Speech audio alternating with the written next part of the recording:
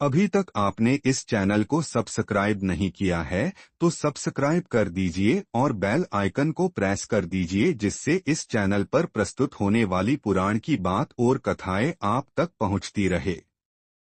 ध्यान। ध्यान के विषय में बहुत कुछ लिखा गया, कहा जाता है, परंतु किसी की पकड़ में नहीं आता। इसका कारण यह है कि ध्यान ईश्वर की तरह अनुभूति की चीज है। यह तर्क वितर्क या अध्ययन की चीज नहीं है। ध्यान पकड़ में अनुभव एवं अभ्यास से ही आएगा। मन ही मनुष्य के मोक्ष तथा बंधन का कारण है। मनुष्य खाली मांस, मज्जा और हड्डी का ही पुतला नहीं है, परंतु उसमें मन भी है। मन में भिन्न भिन्न प्रकार के विकार और संस्कार भरे पड़े हैं। बचपन से मन पर जिस जिस विषय का प्रभाव पड़ा है, वहीं उसका कुछ न कुछ असर पड़ा है। जिस समय उस पर काम, क्रोध, अहंकार और राग द्वेष का जोर पड़ता है, तो उसी समय उसका प्रभाव शरीर पर, श्वास और मन पर पड़ता है। क्रोध में शरीर पर कंट्रोल खत्म हो जाता है, गति बदल जाती है, शरीर कांपने लगता है, रंग पीला पड़ जाता है। शरीर पर दिखाई देने वाले प्रभाव से कहीं अधिक प्रभाव मन पर पड़ता है। यह सब संस्कारों के रूप में मन के किसी न किसी भाग में थमे रहते हैं। ध्यान सबके लिए आवश्यक है। इसके बिना जीवन दिन प्रतिदिन कठिनाइयों में धंसता जा रहा है। ध्यान लगे या न लगे, हर व्यक्ति को 10 से 15 मिनट अभ्यास करना चाहिए। इस पुस्तक में कुछ मौलिक बुनियादी प्रश्नों का उत्तर देने का प्रयास कर रहा हूं, ताकि कुछ कुछ आपकी समझ में आ जाए, आपकी पकड़ में आ सके, आप गहराई में उतर सकें। ध्यान क्या है? मौलिक प्रश्न क्या है? ध्यान क्यों करें? कैसे और कब करें? ध्यान की व्याख्या करना इतना ही कठिन है जैसे आकाश को घड़े में बंद करना, गागर में सागर को भरना।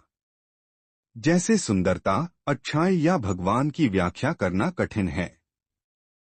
इन सब चीजों का अनुभव किया जा सकता है, परंतु वर्णन करना सरल नहीं है।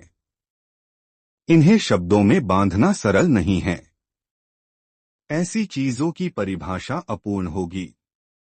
फिर भी हम समझाने के लिए इन बीजों की परिभाषा करने का यत्न करते हैं। इसी सोच से ध्यान का वर्णन भी किया जाता है। ध्यान को हम यूं भी कह सकते हैं कि ध्यान चित्त की निर्विकार अवस्था है। जब हमारा मन एकाग्र होकर शांत अवस्था में आता है, तब ध्यान लगता है। खाली चेतन कॉन्शियस मन ही नहीं, केवल अवचेतन और अचेतन सब कॉन्शियस एंड अनकॉन्शियसनेस। जब तक मन सक्रिय है तब तक मन नहीं लग सकता। चेतन प्लस अवचेतन अचेतन 3 स्तरों को मिलाकर चित्त बनता है। इसीलिए महर्षि पतंजलि जी ने योग की परिभाषा देते हुए कहा है, योग चित्त वृत्ति निरोध। योग चित्त की वृत्तियों, टेंडेंसीज का निरोध या रुक जाना। मन की क्रियाएं, क्रियाकलाप तीनों स्तरों पर बंद हो जाते हैं। तब हम ध्यान की गहराई, समाधि में पहुंचते हैं। यह वह अवस्था है जब शरीर और मन के पार आत्मा के स्तर पर पहुंच जाते हैं। यह शुद्ध चेतन है, चेतन और कुछ भी नहीं। वहां पहुंचने पर परम आनंद की अनुभूति होती है। टेक्निक या प्रक्रिया के हिसाब से हम यूं कह सकते हैं कि अंतर्जगत की यात्रा या आत्मानुसंधान का ऐसा तरीका जिसके द्वारा साधक अपने अस्तित्व की गहराइयों में प्रविष्ट होता है। यहाँ पर वास है जीवन स्तोत्र का, शांति और आनंद का। ध्यान मन की इस खंडित और द्वंद्वात्मक स्तर के पार जाने का नाम है। ध्यान की परिभाषा निम्न शब्दों में ही कर सकते हैं। और ऐसी वीडियो के लिए लाइक करें, शेयर करें और सब्सक्राइब जरूर करें।